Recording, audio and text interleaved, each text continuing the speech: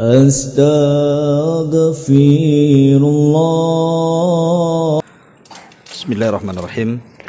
Assalamualaikum warahmatullahi wabarakatuh. Alhamdulillah wassalatu wassalamu ala Rasulillah wa ala alihi wa sahbihi wa mawalah wa la hawla wa la quwata illa billahi wa ba'd. Alhamdulillah, segala puja dan puji hanya milik Allah subhanahu wa ta'ala. Salawat dan juga salam kita hadiahkan kepada Rasul kita Nabi besar Muhammad sallallahu alaihi wa ala alihi wasallam. Ma'asyiral muslimin wal muslimat rahimani wa rahimakumullah. Malam ini kita akan melanjutkan kajian kita, masih membahas tafsir singkat dari surah-surah pendek dalam juz amma. Dan kita sudah sampai kepada surah Al-Laili.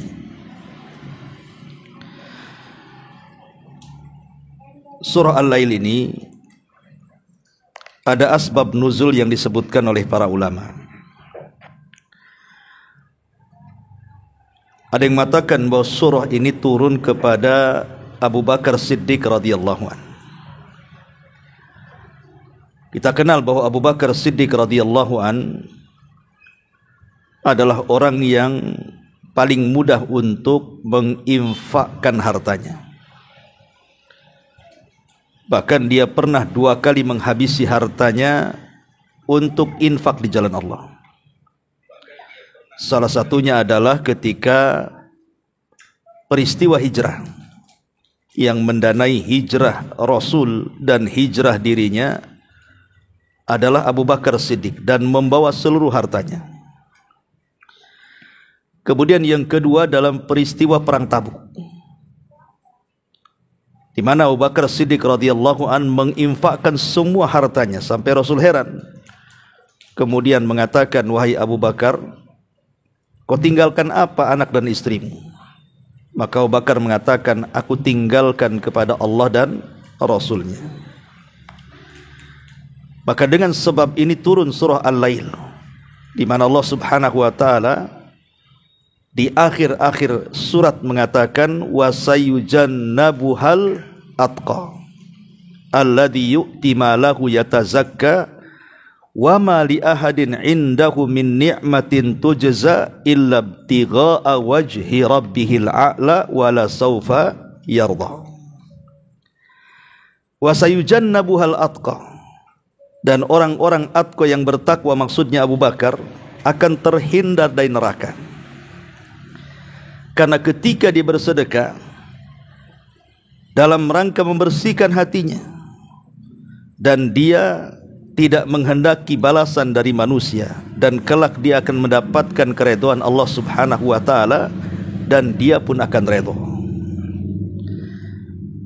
Jadi surah Al-Lail ini turun kepada Abu Bakar Siddiq radhiyallahu an, diambil dari ujung dari surah Al-Lail ini. Baik, kita mulai daripada surat Al-Lail dari ayat yang pertama dan begitu seterusnya. Allah mengatakan, "Wal-laili idza yaghsha wan-nahari idza tajalla wa ma khalaqadz-dzakara wal-untha." Di sini Allah subhanahu wa ta'ala bersumpah dengan 3 sumpah. Pertama, Allah bersumpah dengan malam.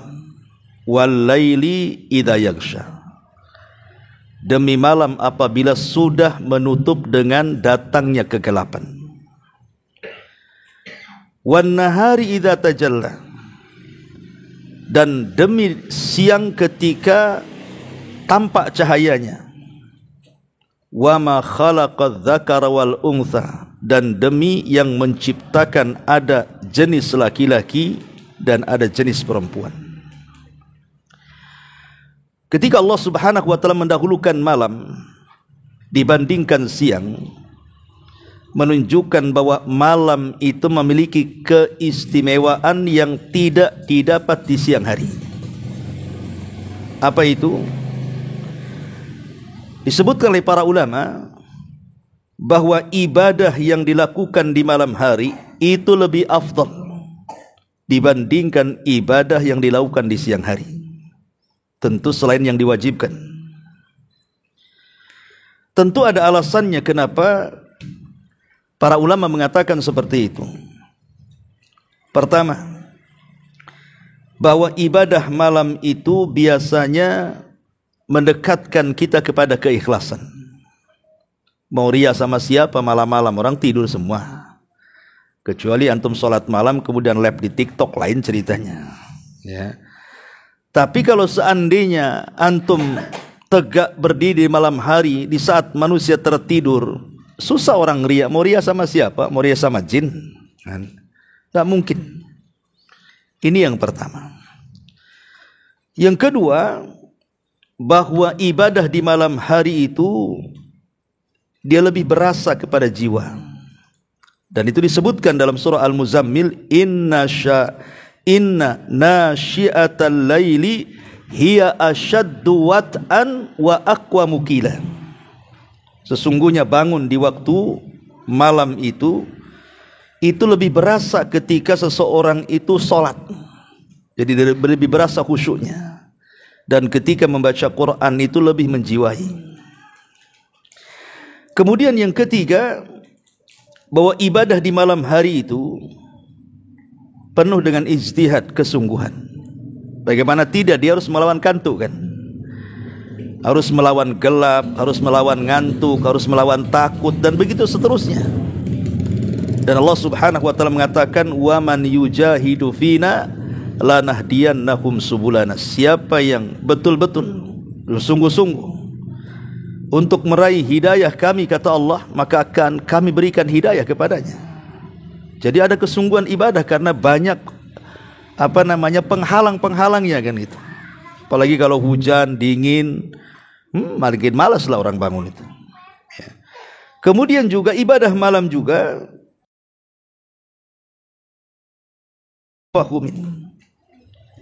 ada tambahan pemahaman. Orang kalau membaca di malam hari itu mudah paham.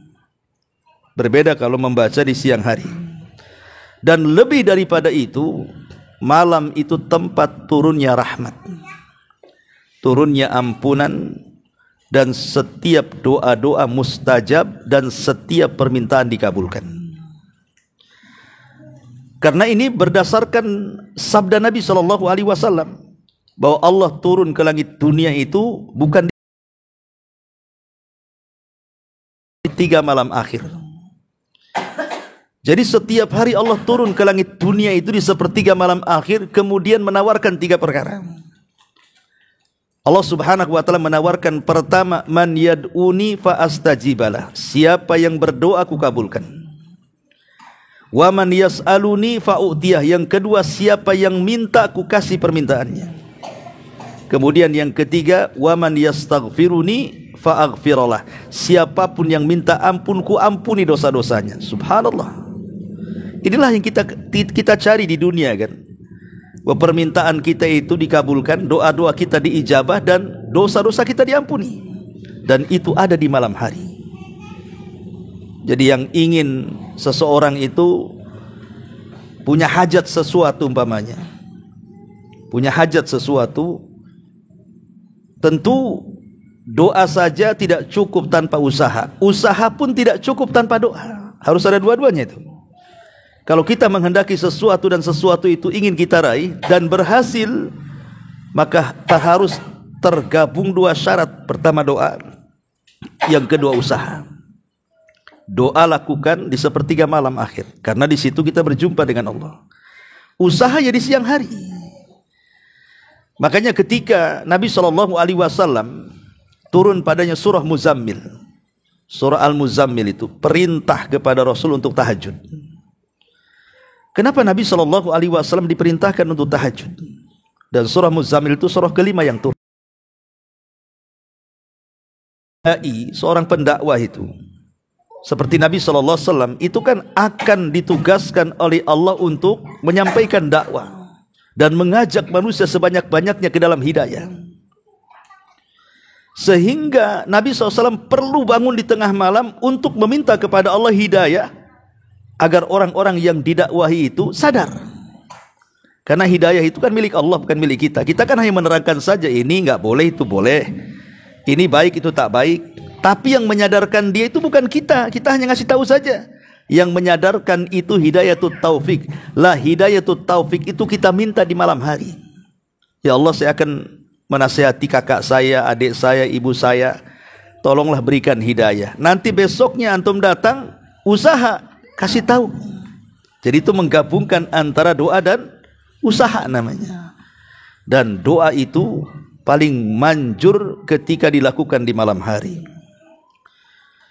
Kemudian juga ibadah di malam hari itu bisa mengangkat derajat manusia. Bisa mengangkat derajat manusia, bahkan lebih daripada itu bisa menyehatkan badan. Karena kan begini, ada hadis yang mengatakan, saya, antum atau siapapun kalau tidur di malam hari, maka setan akan datang kepada kita, kemudian akan mengikat tengkuk kita sebanyak 3 ikatan. Setiap ikatan setan akan mengatakan, nim naumatan tawilah, tidurlah dengan tidur yang nyenyak, malam masih panjang, padahal sudah subuh tuh. Kemudian diikat lagi, kemudian dibisikin gitu lagi, diikat lagi, dibisikan gitu lagi, sampai 3 ikatan. Tapi Rasul mengatakan, barang siapa yang terbangun kemudian berzikir, maka lepas 1 ikatan. Siapa yang bangun kemudian berzikir, maka lepas 1 ikatan. Yang kedua, kemudian dia beranjak wudu, maka lepas 2 ikatan. Kemudian yang ketiga, ketika 3 ikatan lepas dengan zikir, dengan wudu dan dengan salat, kata Rasul mengatakan, nanti di pagi hari jiwa kita akan bersih dan kita akan semangat hidup. Tapi sebaliknya kata Rasul, kalau seandainya ikatan itu tidak terlepas dari tengkuk kita karena tidak berzikir, tidak wudu, tidak salat, sama sekali tidak melaksanakan subuh gitu ya, maka hatinya akan jahat dan akan banyak masalah yang dia tidak tahu masalah itu datang dari mana. Artinya bahwa ibadah di malam hari itu kan faedahnya besar itu untuk kita kan, baik untuk kesehatan atau untuk menghadapi sebuah permasalahan. Ma'asyiral muslimin wal muslimat rahiman, mendatangkan kesehatan, dan itu kita bisa rasakan kan. Umpamanya antum tidur pada isya lah kalau tidak ada kajian ya, kemudian bangun jam 3 dan itu tidak tidur lagi sampai pagi, sampai bekerja. Ya mungkin ngantuk-ngantuk sedikit di pagi hari itu, tapi tidak akan malas. Tapi coba seandainya antum tidur jam 2 atau tidur jam 3, walaupun bangun jam 10, itu rasanya badan ini sakit, ikhwan. Rasanya malas gitu kan. Itu bisa kita rasakan kok. Artinya wahyu itu ketika Nabi SAW memberikan arahan seperti itu memang sebuah kenyataan, kita bisa buktikan dengan kita sendiri gitu. Kalau kita memang cukup tidur dari ibadah isya sampai jam 3 itu, walaupun tidak tidur lagi sampai besok, sampai malam lagi, itu badan kita akan sehat. Ma'asyiral muslimin yang dimuliakan Allah Azza wa Jalla, dari alasan-alasan inilah kenapa malam itu jauh lebih baik dibandingkan siang hari. Tapi walaupun demikian, ketika Allah Subhanahu wa taala bersumpah dengan malam, memang malam itu banyak keutamaan, tapi banyak juga kejahatan terjadi malam hari. Dari sini Allah Subhanahu wa taala meminta kepada kita hambanya untuk berlindung dari malam seperti berlindung kepada setan. Qul a'udzu birabbil falaq min syarri ma khalaq wa min syarri ghasiqin idza waqab. Ghasiqin idza waqab itu artinya malam apabila menutup. Kita harus berlindung dari malam apabila menutup, sudah gelap. Maksiat. Tapi kalau sudah datang di malam hari kemudian tidak tidur, pasti akan kepikiran maksiat tuh. Karena memang kekuatan setan itu menguat di malam hari.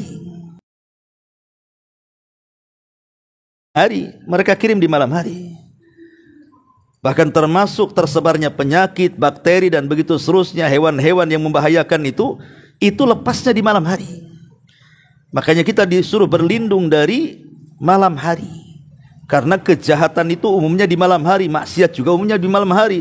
Diskotik, pelacuran, perjudian, orang mabok, kelahi dan begitu seterusnya, itu rata-rata di malam hari. Makanya untuk mengatasi kehendak adanya maksiat di malam hari itu, Nabi SAW memberikan arahan kalau bisa tidur cepat. Kalau memang pada Isya itu tidak ada kegiatan dunia, nggak ada kegiatan akhirat, sudah tidur saja. Supaya kita tidak kepikiran maksiat, tidak datang setan mengganggu kita. Ataupun kalau tidak maksiat, kita menghabiskan waktu percuma. Akhirnya disengaja kita tidak tidur sampai setelah lewat jam 12, jam 1 ngantuk, jam 2 tidur. Itu sengaja setan membuat kita akhirnya lupa tahajud, bahkan subuh pun bablas. Dari sini ikhwatu fillah muliakan Allah Azza wa Jal, maka di situ Nabi SAW kemudian melarang, ya tidak boleh tidur setelah maghrib dan sangat membenci begadang setelah isya, kecuali memang dikecualikan, kecuali ada urusan yang bermanfaat untuk dunia, umpamanya cerita bisnis, cerita usaha, atau manfaat untuk kehidupan akhiratnya, cerita agama, pengajian, atau mungkin ada tamu, kita ingin menghormati tamu, kita ajak makan, jalan ke sana kemari kan, akhirnya kita tidak tidur. Tetapi kalau tidak ada perkara-perkara seperti ini, maka sebaiknya tidur. Apalagi orang-orang yang sudah usianya di atas kepala 4, kepala 5, itu penting karena menjaga kesehatan dia. Ya. Baik, ma'asyiral muslimin wal muslimat rahimani wa rahimakumullah.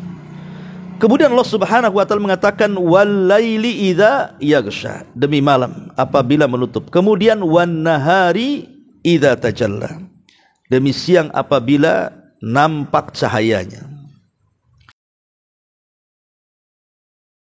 Dengan malam dari segi cuaca, di mana siang itu dibuat agak panas dan malam itu dibuat agak redup. Makanya malam hari ada dibandingkan bulan. Kenapa Allah Subhanahu wa taala bedakan cuaca seperti itu? Kenapa enggak disamakan saja bulan itu di malam dan di siang hari, atau matahari itu di siang dan di malam hari? Allah sengaja membuat waktu kapan kita istirahat, kapan kita bekerja. Makanya ketika siang itu dibuat panas, akhirnya darah itu kemudian naik, kemudian badan ini gerak jadinya. Tapi di siang hari sengaja diredupkan supaya mata kita ini mudah ngantuk, supaya istirahat. Coba bagaimana Allah Subhanahu wa taala mengatur waktu itu, kapan istirahat, kapan bekerja. Ya. Dan orang bekerja itu, ma'asyiral muslimin wal muslimat rahimani wa rahimakumullah, itu bukan perkara biasa, tapi bisa menjadi perkara luar biasa. Orang bekerja dalam rangka menghidupi keluarga itu bisa jadi luar biasa kalau kita ada niat. Karena Allah mengatakan, Rasul mengatakan innamal a'malu binniyat. Amal itu kan ditentukan niatnya. Nabi SAW mengatakan dalam sebuah hadis tentang keutamaan bekerja di siang hari. Inna minadz dzunub dzunuban la yukaffiruha as-salatu wala as-siyamu wala al-hajju wala al-umratu. Ada dosa-dosa itu, kata Rasul, tidak bisa digugurkan dengan salat, dengan puasa, dengan haji dan dengan umrah. Sahabat mengatakan, lalu dengan apa caranya? Kemudian Rasul mengatakan, al-humumu fi talabil ma'isyati, dengan cara banyak kepikiran ketika dia mencari nafkah. Artinya ketika mencari nafkah itu kan terkadang Allah berikan kesulitan, terkadang Allah berikan kemudahan kan. Ada yang dimudahkan, kok enak cari uang itu. Tapi ingat bahwa Allah tidak mungkin, pasti satu hari itu akan datang susah itu. Entah susah di perusahaannya, bertengkar dengan atasannya, dipecat manajernya, kemudian akhirnya di PHK atau pengangguran, apalagi serabutan kerjanya susah. Lah akhirnya orang itu harus mikir, macam mana caranya saya dapat harta halal supaya keluarga saya bisa makan. Lah ketika kita banyak kepikiran seperti ini, inilah yang menggugurkan dosa kita tuh. Ya. Kenapa? Karena berpikir untuk mencari nafkah demi menghidupi keluarga itu sebuah ibadah. Sebuah ibadah. Itu lebih afdal dibandingkan kita menafkahi anak yatim yang jelas-jelas fakir, ataupun para fuqara wal masakin, atau janda-janda miskin, atau pembangunan masjid, pesantren, atau sebutkanlah antum infak kemana, maka menafkahi keluarga jauh lebih afdol dibandingkan infak-infak itu semua. Karena infak-infak itu semua kan kalau ada kelebihan, setelah kita mencukupi keluarga kita, ada kelebihan harta, baru infak kan begitu. Jadi siang hari juga ada amalan yang luar biasa. Maka jangan pernah malas untuk bekerja, dan niatkan menghidupi keluarga itu karena Allah subhanahu wa ta'ala, sehingga cari yang halal dan cari yang baik. Kemudian Allah subhanahu wa ta'ala mengatakan, wa ma khalaqa dzakara wal untha. Ma di sini ma mausul, artinya walladzi khalaqa dzakara wal untha, dan demi yang menciptakan laki-laki dan perempuan. Apa maknanya menciptakan laki-laki dan perempuan di sini? Maknanya Allah itu kalau menciptakan makhluknya pasti berpasangan. Allah itu kalau menciptakan makhluk pasti berpasangan. Tidak ada Allah menciptakan satu orang itu atau makhluk itu sendirian tanpa ada pasangannya. Pasti ada pasangan. Malam, siang itu pasangan. Darat, lautan itu pasangan. Ya. Termasuk juga laki-laki dan perempuan itu pasangan.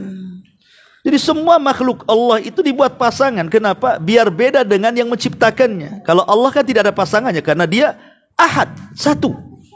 Berarti ketika menciptakan makhluknya tidak boleh ada yang sama dengan dia. Maka dibuat pasang-pasangan. Yang kedua, dibuat pasang-pasangan baik manusia, tumbuh-tumbuhan ataupun hewan, supaya ada real generasi namanya, supaya ada generasi yang meneruskannya. Sebab kalau seandainya Allah hanya menciptakan Adam saja tanpa menciptakan Hawa, enggak ada mungkin kita ini. Tetapi dengan diciptakan pasangan Adam Hawa, lahirlah manusia generasi setelah Adam sampai hari ini manusia berkembang biak di mana-mana. Begitu juga tumbuh-tumbuhan. Seperti kurma itu ada yang jantan, ada yang betina kan. Kalau tidak dikawinkan enggak berbuah. Salak juga begitu kan. Ada beberapa tumbuhan itu harus dikawinkan. Kalau tidak hasilnya tidak bagus.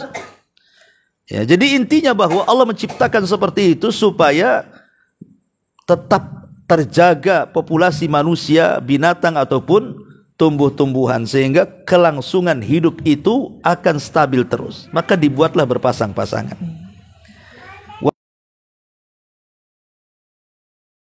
Kemudian setelah Allah subhanahu wa ta'ala bersumpah dengan 3 perkara ini, jawab sumpahnya apa? Inna sya'yakum lasyatta.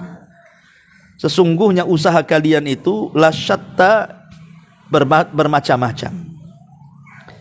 Kita lihat usaha manusia itu kan macam-macam kan. Ya, ada yang jadi dokter, ada yang jadi insinyur, ada yang jadi pilot, ada yang jadi tukang, ada yang jadi, pokoknya manusia itu macam-macam usahanya. Begitu juga dalam kebaikan, ada yang semangat melakukan kebaikan, luar biasa pokoknya, solatnya, puasanya, sedekahnya, zikirnya, baca Qur'annya. Di sisi lain ada yang semangat dengan maksiatnya. Maksiat saja, semangatnya dengan maksiat. Makanya Rasul mengatakan, famu'tikuha au mubikuha.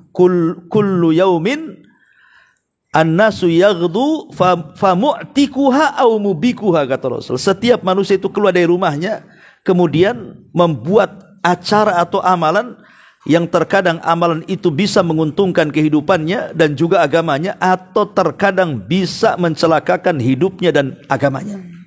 Itulah manusia. Ya.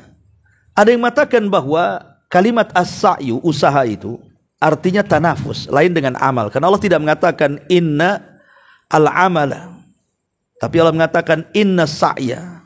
Apa bedanya amal dengan sa'ya? Secara arti bahasa Indonesia sama saja, artinya amalan. Ya. Tapi sa'ya itu lebih khusus dibandingkan amal, karena sa'ya itu terkait dengan munafasah. Kita berlomba-lomba. Kalau amal itu tidak. Tapi kalau sa'i itu artinya berlomba-lomba. Artinya berjalan kencang. Ada namanya ketika sa'i itu ada romal, berjalan lari kencang itu ya. Artinya tanafus. Dalam bahasa pertama hasad, yang kedua ghibthah, yang ketiga tanafus namanya. Kalau hasad ma'ruf ya. Pamannya ada 2 orang ini. Yang satu kaya, yang satu miskin. Yang si miskin pula berangan-angan, ya Allah, kenapa dia kaya? Ya Allah, hancurkan saja kekayaannya biar dia sama dengan saya, katanya. Kenapa dia kok bisa lebih dari saya?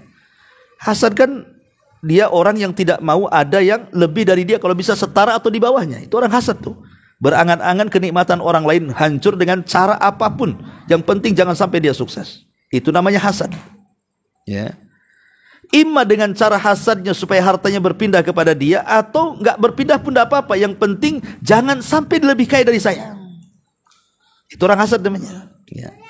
Yang kedua, ghibthah. Ghibthah ini mirip-mirip dengan hasad, tapi ghibthah itu hasad yang terpuji. Karena ghibthah itu tumbuh dari rasa cinta. Umpamanya ada tetangga kaya, bisa haji, bisa kurban, bisa ibadah. Kemudian kita berangan-angan, ya Allah, kalau saya seperti dia, aku pun sama juga lah, pengen haji kayak dia, pengen umroh kayak dia, pengen korban kayak dia. Tapi tidak berangan-angan menghancurkan hartanya. Dia pengen seperti dia saja. Itu namanya ghibthah, itu hasad yang terpuji namanya ya. Tapi ada namanya tanafus. Tanafus itu berlomba-lomba. Masa tetangga saya bisa sholat jamaah, saya pun harus bisa. Ya. Masa tetangga saya bisa korban, sama-sama usahanya, saya pun bisa korban kok. Kok tetangga bisa umroh, saya pun bisa umroh. Itu namanya tanafus. Dia berlomba-lomba gitu ya. Jangan sampai kemudian kebaikan itu hanya orang saja yang bisa melaksanakan, saya pun bisa melaksanakannya. La sa'ya di sini artinya tanafus. Ya. Jadi kita berlomba-lomba meraih sebanyak-banyaknya pahala. Inna sa'yakum lasyatta. Tapi kenyataannya ada orang yang berlomba-lomba dalam kebaikan, ada orang yang berlomba-lomba dalam kejahatan, itu masalahnya. Makanya kemudian Allah Subhanahu wa taala melanjutkan firman-Nya, "Faman a'ta wattaqa wa saddaqa bil husna fasanuyassiruhu lil yusra. Wa amma man bakhila wastaghna wa kadzdzaba bil husna fasanuyassiruhu lil usra." Ya. Fa amma man a'ta, maka kalau dalam usahanya tadi betul-betul dia a'ta, memberi. Dia punya harta, dia sedekahkan. Dia punya ilmu, dia ajarkan. Dia punya jabatan, dia gunakan untuk kebaikan. Dia punya ide-ide yang cemerlang, yang bagus, dia torehkan idenya supaya bermanfaat bagi manusia. Ada orang yang butuh tetangga kita, kita bantu dengan tenaga kita, dengan waktu luang kita. Pokoknya betul-betul dia usahakan jangan sampai hidupnya tidak bermanfaat untuk manusia. Itu namanya a'ta. Ya. Kemudian fa amma man a'ta wattaqa. Kalau a'ta itu mengamalkan kebaikan, wattaqa itu artinya menjauh dari keburukan, menahan syahwatnya, menahan dari hal-hal yang diharamkan oleh Allah Subhanahu wa taala, bertakwa kepada Allah. Kemudian wasaddaqa bil husna, dalam hatinya pun dia meyakini adanya husna ilahi illallah. Dia yakin dengan Islam, dia yakin dengan sorga, dia yakin dengan kebenaran. Maka kalau itu kemudian diyakini, maka Allah tutup ayatnya, fasanuyassiruhu lil yusra. Sudah mudah jalan hidupnya ke sorga itu, Allah mudahkan lagi. Ya. Maknanya kalau kita ini sudah betul-betul memberikan waktu kita ini untuk disedekahkan kepada manusia, atau bersedekah kepada badan diri sendiri dengan cara berzikir, sholat atau apa namanya. Kemudian dia berusaha menjauhi yang diharamkan Allah. Kemudian kita yakin dengan balasan, sebenarnya hidup dia sudah mudah melangkahkan kakinya ke sorga itu, tapi Allah mudahkan lagi. Contoh mamanya orang yang hobi dengan sholat. Dia sholat wajib sudah biasa, ditambah dengan sholat-sholat sunnah. Hobi dia dengan sholat itu. Atau mungkin orang hobi dengan puasa. Ya, bukan hanya Ramadan saja, dia tambah dengan Dawudnya, dengan Senin Kemisnya, dengan puasa Dawudnya, dengan puasa Ayyamul Bidnya umpamanya. Artinya dia mudahkan tuh. Ya, karena ibadah itu akan melahirkan ibadah yang lain, sama dengan maksiat akan melahirkan maksiat yang lain. Contoh umpamanya orang yang berhutang, kemudian tidak bayar di waktu yang harusnya dia bayar, itu udah maksiat itu. Kalau seperti ini melahirkan maksiat yang lain, mulai dia berdusta. Ya. Kemudian setelah berdusta, mulai dia mengkhianati amanah. Nanti sudah ketemu kapan mau bayar, minggu depan. Itu sudah berdusta tuh. Karena setelah minggu depan rupanya nggak dibayar, berarti dia khianat dengan janji kan. Banyak itu, nanti dari satu dosa itu akan beranak dosa-dosa itu. Lah sebagaimana dosa bisa beranak, maka ibadah juga bisa beranak. Orang kalau sudah bisa melaksanakan sholat 5 waktu, pasti dia bisa melaksanakan sholat sunnah di siang hari. Orang kalau sudah bisa melaksanakan sholat sunnah di siang hari, pasti dia bisa tahajud di malam hari. Akan melahirkan kemudahan-kemudahan. Kalau Allah Subhanahu wa taala sudah melahirkan kemudahan untuk melaksanakan ibadah dari satu ibadah ke ibadah berikutnya, fa idza faragta fansab, kalau selesai ibadah ini melakukan ibadah yang lain, maka Allah akan tutup seperti itu. Artinya dia kematiannya pasti ditutup dengan husnul khatimah. Kenapa? Karena sudah mudah jalannya ke sorga, Allah mudahkan lagi. Ya, itu namanya fasanu yassiruhu lil yusra.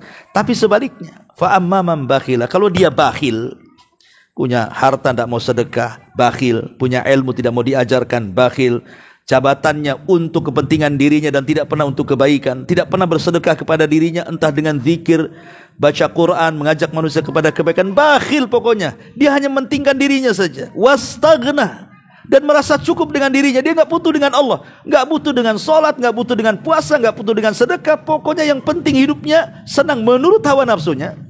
Wa kadzdzaba bil husna, kemudian mendustakan bahwa di sana ada balasan setelah kematian, maka Allah tutup ayatnya, fasanu yassiruhu lil usra. Sudah mudah maksiatnya, Allah mudahkan lagi maksiatnya itu, maka Allah akan permudah kesulitannya. Sudah sulit melakukan ibadah, Allah sulit, akhirnya dimudahkan maksiat, dan Allah tutup dengan kemaksiatan, sul khatimah, naudzubillah.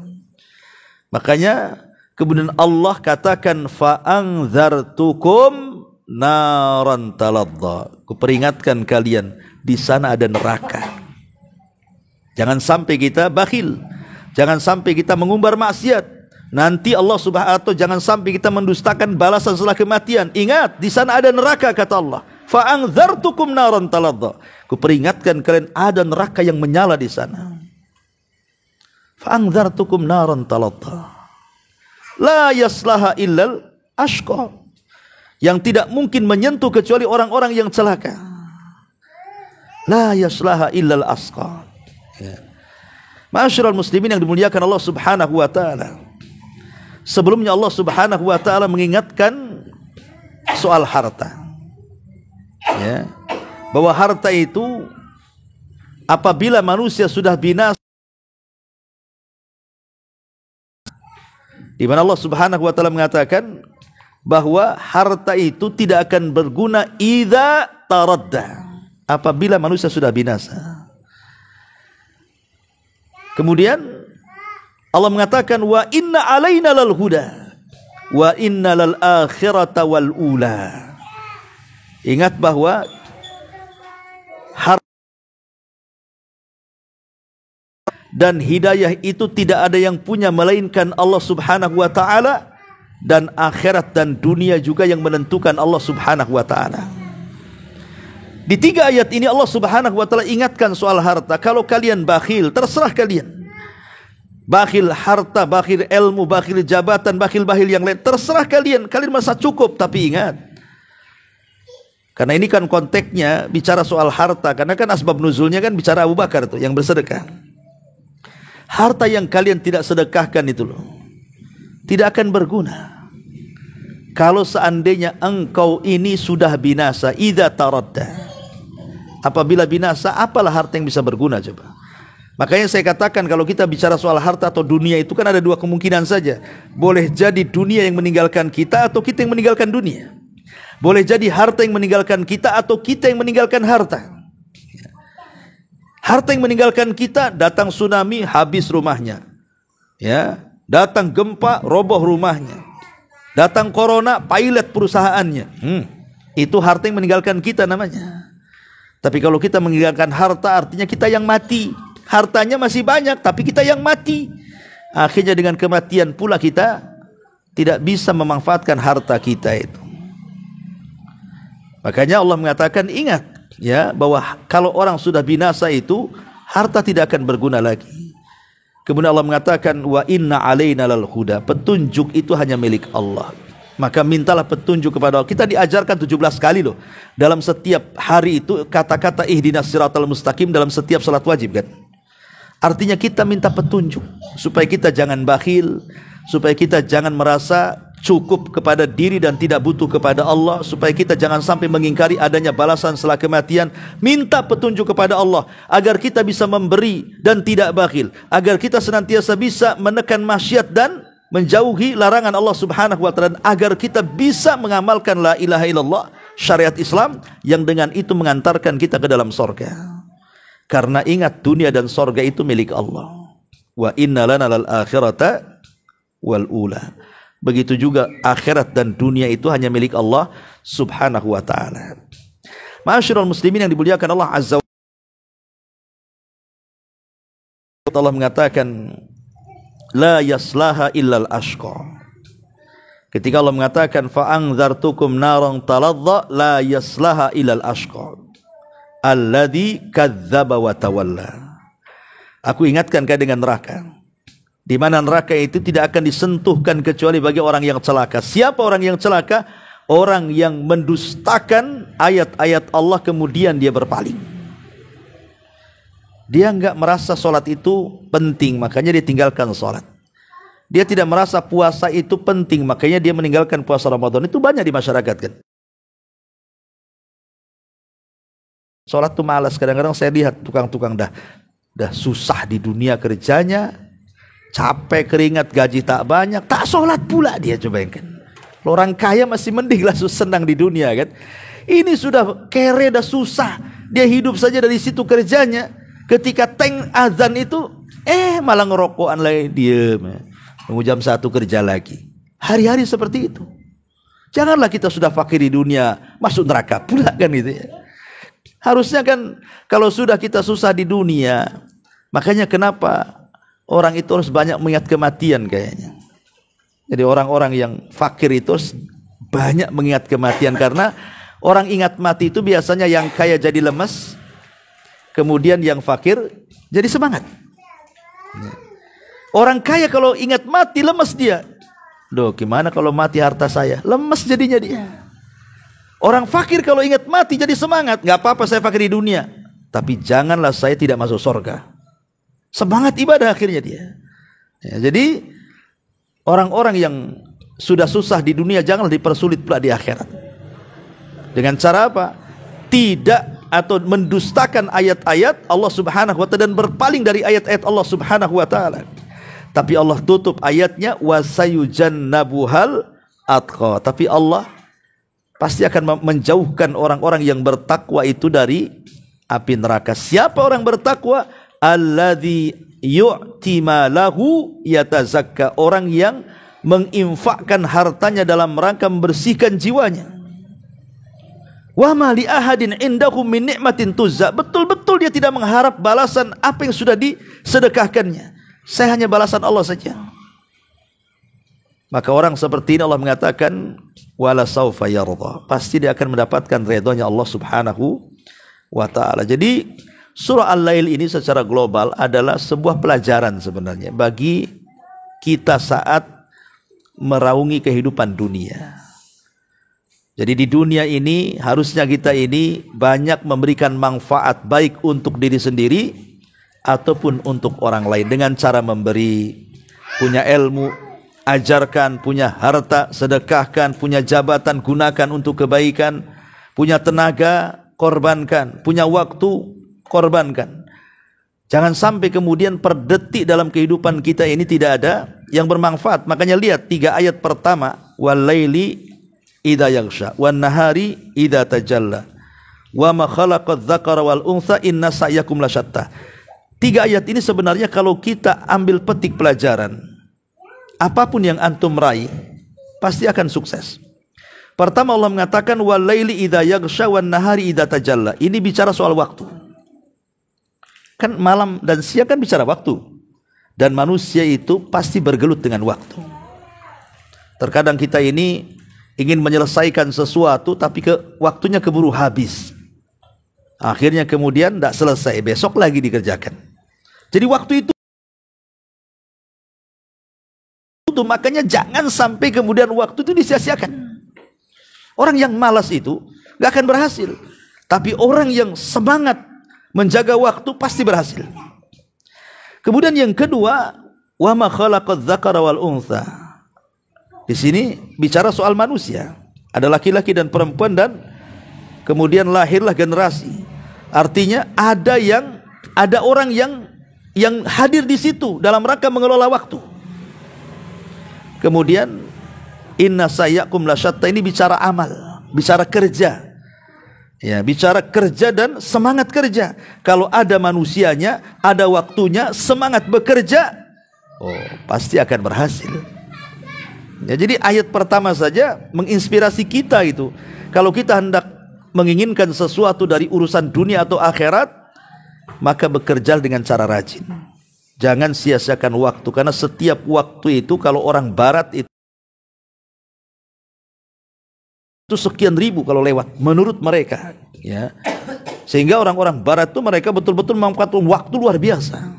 Masa kita kemudian orang Islam yang dalam Al-Quran itu selalu diingatkan soal waktu, justru kita malas-malas, kemudian berangan-angan ingin senang gitu ya, dan kalau mati pun ingin masuk surga. Dari mana juntrungannya? Ya, harus ada waktu, harus ada amal, harus ada kerja, baru kita sukses.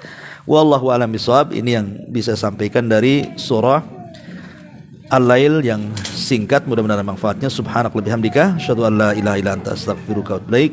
Allahu taala alam. Assalamualaikum warahmatullahi